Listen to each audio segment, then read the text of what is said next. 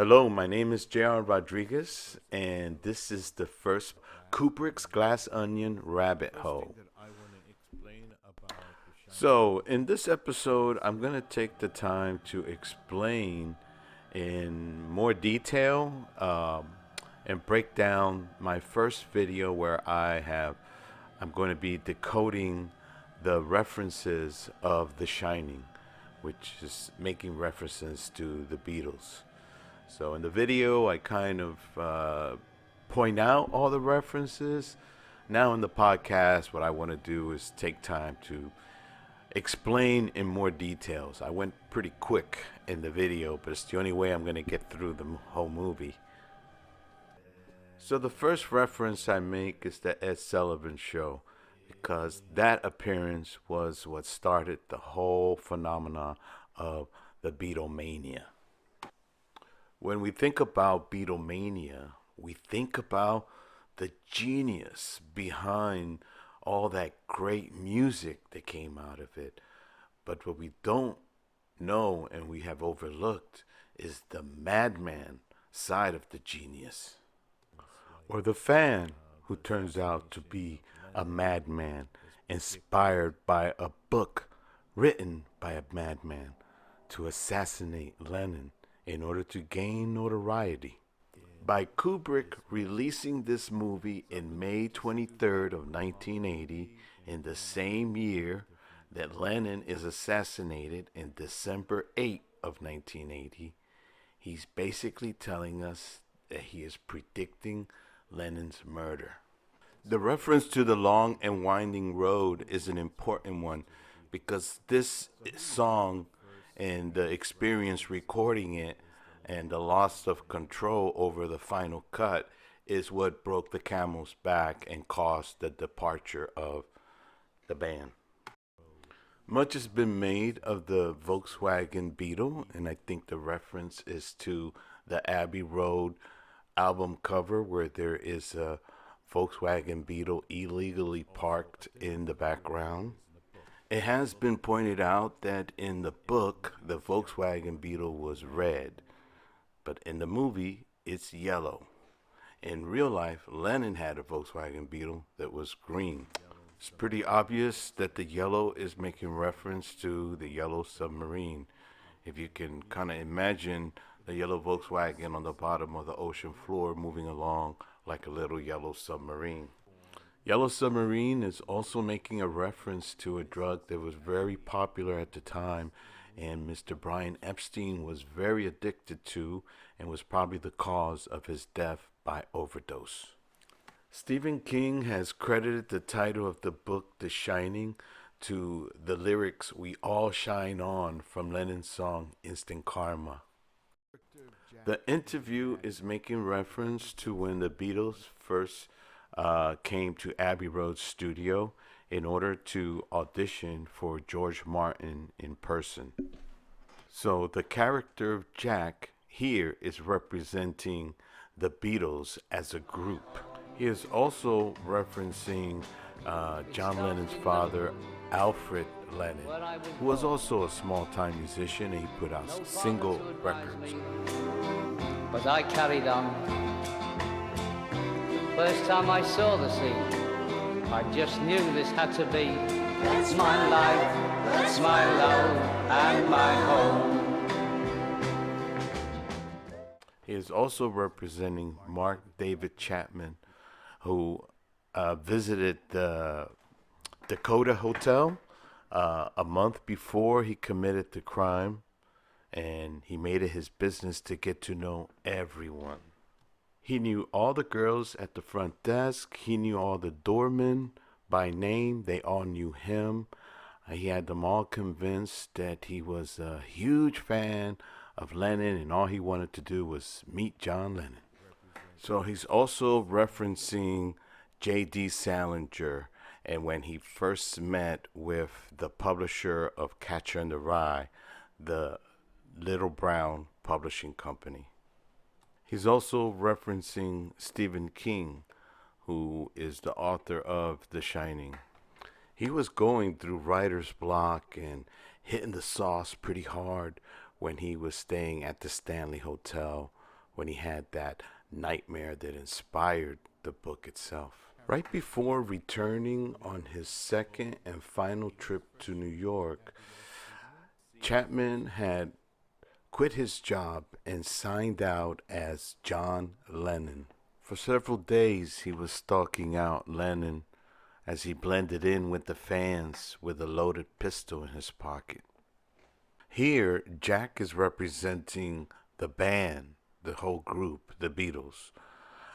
Stuart Altman is making a reference to George Martin. The scene is referencing when the Beatles first came and met with George Martin for their audition. He first listened to a demo recording of theirs and was not impressed. It wasn't until he met them in person that he fell in love with them. When you freeze frame the movie at this point, you can see clearly there's a full-on hard-on. I think Kubrick is telling us in what kind of way he loved these guys. As head of Abbey Road Studio, he signed them right on the spot. Susie, the secretary, is representing and making reference to Joanne Peterson. She was Epstein's personal assistant / secretary. She was the one who gave the order to break the door down in order to get into Epstein's room the day that they found him overdosed. She was the first to see his dead body. Coffee is a reference to their introduction to LSD. A dentist friend of theirs at a party slipped it into their coffee. So when Jack says, if you're going to have some, I wouldn't mind, it's making reference to how they all got the LSD slipped into their drink, and they became kind of addicted to it for a little bit. The character of Bill Watson is representing and making a reference to Brian Epstein, who was the manager of the Beatles. And he was the one who introduced the Beatles to George Martin. It's kind of funny that his name is Bill because Epstein was supposedly, he came from money. And so he was the guy with the dollar bills. Allman is asking Susie to call in Bill Watson, again making reference to the fact that Epstein's secretary was the one that found him dead. This apartment complex is kind of making reference to some of these flats that Epstein owned and was allowing John Lennon and his wife at the time to live in. John and Cynthia Lennon, along with their son, they shared several different homes. And in one of these homes, Cynthia got the inclination that it was haunted. In this scene, Wendy represents Cynthia Lennon. She's reading Catcher in the Rye. Here, Danny is a reference to a young John Lennon when he was still with Cynthia, and at the time when he made that comment that the Beatles were more popular than Jesus Christ, which set off this whole mission with Mark David Chapman. Danny is also a reference here to when Lennon was growing up with an absent father. He was raised by his Aunt Mimi, who is also being referenced by Wendy. When Danny says, yeah, there's hardly anybody around here to play with, that is making reference to Julian's growing up with Lennon. He was never around. Those were the early years of Beatlemania. And when he was around, he was very abusive verbally and physically, and ignored him most of the time. So that was his childhood experience with Lennon. Lennon even told him that he was not a planned birth, that he was a product of a drunken night of whiskey. Although the situation with Sean Lennon was different, because when Sean was born, John Lennon decided to stop making music in order to be a stay-at-home dad. But that didn't change the fact that this psycho madman side of Lennon would rear his ugly head, and he was abusive to both Sean and his mother Yoko. In the music video for Watching the Wheels, there is a scene from Sean Lennon's birthday party where he's holding his finger in the same way that Danny when he's referencing his little friend Tony. Supposedly, it was the young actor who was playing Danny who came up with the idea of using his finger in such a way. In this scene, Danny and Wendy are referencing John Lennon and Cynthia Lennon early in their relationship. This was when they were talking about moving into the Kenwood mansion. Yeah, so when she says we're all going to have a real good time, she's making reference to when Cynthia Lennon went away on vacation and returned to find John Lennon and Yoko Ono basically in bathrobes up in the sunroom. So that was the beginning of the end of John and Cynthia Lennon marriage. Another reference that's being made here has to do with Lennon's mother, Julia Lennon, and when Lennon was 5 years old. He was adopted by his aunt because his mom just couldn't handle being a single mom in Britain was just frowned upon. And so she decided to give him over to Aunt Mimi, as she was referred to. Another reference being made between Danny and Wendy is Gloria Abe, who was Mark David Chapman's wife, and Mark Chapman himself. As you can see, Mark Chapman had been hearing voices in his head, someone telling him to do these things, and so does Danny. Danny has this imaginary friend who's telling him and warning him about things to come, and they're talking about not wanting to go to the hotel. A reference is like a mirror. It's a reflection, but flipped, much like in this scene. Here, it is Ullman who is introducing Jack to Bill. In real life, it was Epstein who introduced George Martin to the Beatles. So that's how these references are working. Another example is when Ullman says that our people in Denver recommend Jack very highly. What's being referenced here is when Lennon went to the art school. He got into the art school because the principal and the instructor of his public school were willing to overlook his lack of discipline and his poor test scores, and they recommended him for the art school.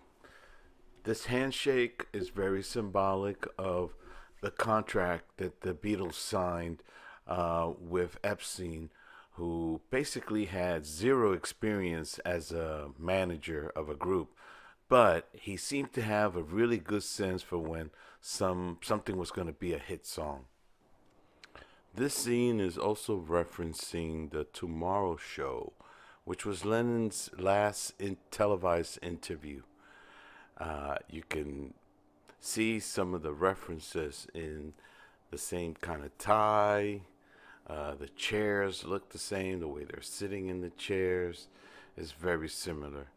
It's making a reference. It was in this interview that Lennon was talking about how happy he was to be living in New York and how people really left him alone. Yeah, occasionally somebody would want an autograph, but for the most part, they left him alone.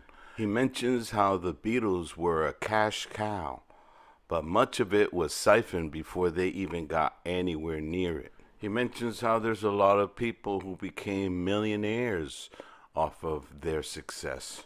I always felt there was something a little weird about Ullman's hands and his fingers and his behavior with his hands. And it's obviously making a reference to George Martin, who had these wonky fingers. From May 15th to October 30th. Then we closed down completely until the following May. From May to October, it's a reference to the age preference sexually Closing down in October, shutting everything down is basically losing interest and then starting over in May with a new batch of young, eager, willing boys. Ullman says to Jack, did they tell you what the job entails? And Jack says no, and he goes on to say that he has to, it's not very physically demanding. You just have to make sure that the boiler's going. The position that Ullman is holding his hands is sort of feminine, kind of gay. Is Kubrick telling us that George Martin was closet homosexual? After signing the Beatles, Epstein collected quite a stable of young, eager, talented, willing boys. You know, to keep the boiler going, make sure that all the rooms are heated. There were lots of rumors about homosexual relationships between John and Paul and with Mr. Brian Epstein. John even went on a very suspicious vacation with Epstein to Spain. John admitted that what he felt for Epstein, that they had kind of a love affair that was never consummated. So when Ullman says make repairs, keep the elements from taking a foothold, he is making reference to John Lennon getting married and having a child was not going to be a good image. So Epstein did everything he could to hide the fact that he was married and the pregnancy to Julian. When Ullman asked Jack about knowing anything about the incident that happened in 1970, he goes on to tell him about the guy who suffers cabin fever and takes an axe and kills his family and then puts a shotgun to his mouth. So the shotgun to his mouth is referencing the snorting of heroin, which Lennon and Yoko were very addicted to at the time. In late 1970, Lennon dropped the bombshell to the group that he wanted a divorce. He wanted out of the band. And the other thing that happened late that year is that Yoko Ono had a miscarriage. So when Ullman says he killed his family with an axe and stacked them neatly in the corner of the room, he is making reference to the way that Lennon left Cynthia and Julian Lennon. He brutally cut them off from his life, from any kind of support. I mean, Julian was even cut out of the will.